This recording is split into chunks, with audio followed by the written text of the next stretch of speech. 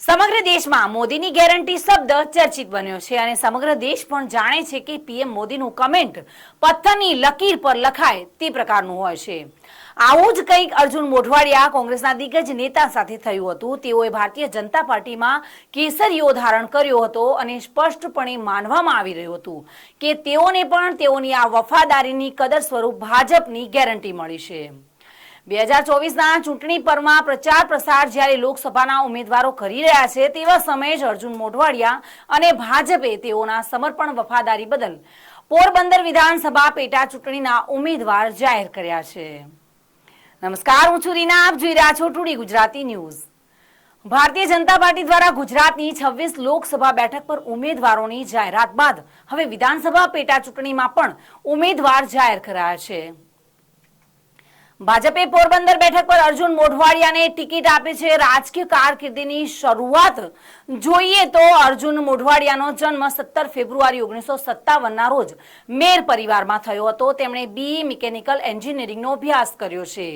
વર્ષ 1982 થી 2002 સુધી તેઓ રાજકોટ સ્થિત સૌરાષ્ટ્ર યુનિવર્સિટીમાં સેનેટ અને સિન્ડિકેટ સભ્ય તરીકે ચૂંટાઈ આવ્યા હતા। યુનિવર્સિટીમાં પોતાના કાર્યકાળ દરમિયાન તેઓ શિક્ષણની ગુણવત્તામાં સુધારા માટે સક્રિય ભાગ ભજવતા રહ્યા। આ દરમિયાન તેઓ 1988માં એક્ઝિક્યુટિવ કાઉન્સિલ ઓફ યુનિવર્સિટીના સભ્ય તરીકે ચૂંટાઈ આવ્યા હતા અને ત્યારબાદ અર્જુન મોઢવાડિયા કોંગ્રેસમાં જોડાયા હતા।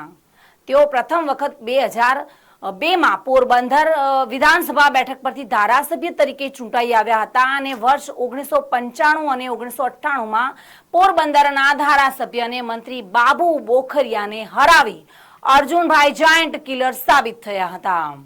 અર્જુન મોઢવાડિયાને વર્ષ 2004 થી 2007 સુધી ગુજરાત વિધાનસભામાં વિપક્ષના નેતા તરીકે ફરજ નિભાવવાની તક મળી હતી। ગુજરાત કોંગ્રેસ પ્રમુખ વર્ષ 2007માં અર્જુનભાઈ ફરી પોરબંદર વિધાનસભા બેઠક પરથી શાંતાબેન આડેદરાને હરાવી ધારાસભ્ય તરીકે ચૂંટાવી આવ્યા હતા। આ દરમિયાન તેમની માર્ચ 2011 ગુજરાત પ્રદેશ કોંગ્રેસ સમિતિના પ્રમુખ તરીકે નિયુક્તિ કરવામાં આવી હતી। આ જવાબદારી તેમણે ડિસેમ્બર 2012 સુધી નિભાવી હતી।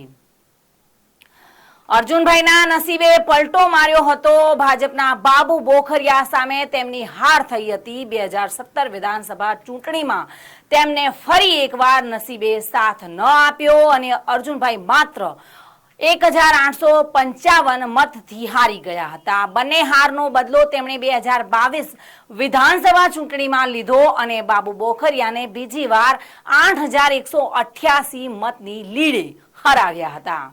તેઓ કોંગ્રેસના 3 ટર્મ ધારાસભ્ય રહી ચૂક્યા છે। પોરબંદરમાં કમળ ખીલશે।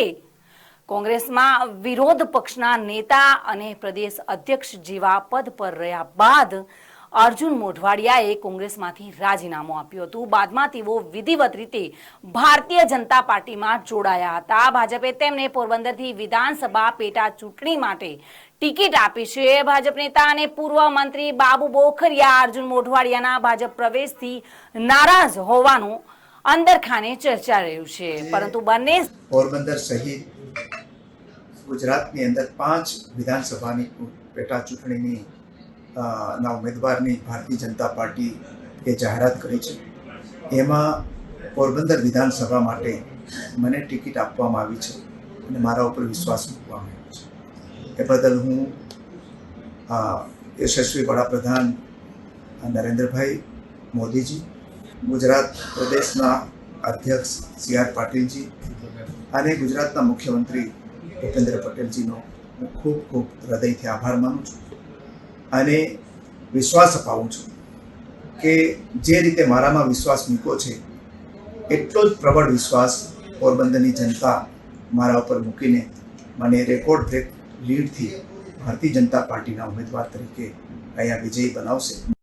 પરંતુ બંને સ્ટેજ પરથી સાથે મળીને ચૂંટણી લડવાની વાત કરી રહ્યા છે। હવે જોવાનું રહ્યું કે ચૂંટણીમાં બાબુ બોખરિયા અર્જુન મોઢવાડિયાને કેટલો સહકાર આપશે। તો દર્શક મિત્રો, આપણે ટુડે ન્યૂઝ ચેનલના તાજા સમાચારો જોવા માટે અમારી યુટ્યુબના સબસ્ક્રાઇબર બટનને ક્લિક કરશો। આપ અમારી today Gujarati news channel Facebook, Instagram, Twitter પર જઈને લાઇક અને શેર જરૂરથી કરશો। નમસ્કાર।